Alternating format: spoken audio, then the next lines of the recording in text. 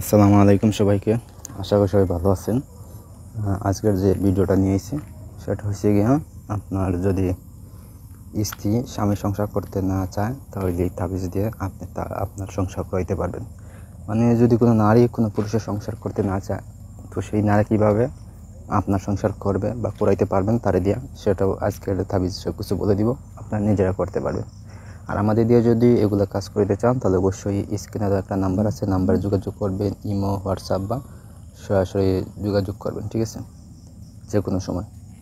তো কীভাবে করবেন সেটা বলে দিই। এই যে নকশা দেখতে পাচ্ছেন, নকশাটা অঙ্কন করে কি নকশা জাফরান কালি দিয়া 4টা অঙ্কন করবেন, করিয়া 3 রাস্তার মুখে একটা গাড়বেন, বিছানার তলে একটা, ওই যে স্ত্রী যে বিছানা ঘুমায় ওই বিছানার নিচে নিচে একটা রাখবেন, আর 4 রাস্তার মোড়ে একটা রাখবেন, ঠিক আছে। সামনের দরজা একটা, পিছনের দরজায় একটা কাটবেন, ঠিক আছে। আপনার যে ঘরের সামনে দরজা আছে এবং পিছনে যে দরজা আছে দরজার এই মূলের ফটকে আপনি 2টা তাবিজ গাড়বেন বা পুঁতে দেবেন, ঠিক আছে।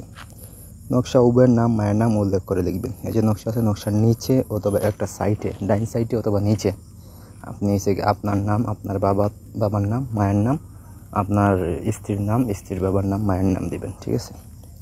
আবার বলছি, জাফরান কালি দিয়ে 4টা নকশা অঙ্কন করবেন, যে কোনো দিন অঙ্কন করতে পারবেন, ঠিক আছে।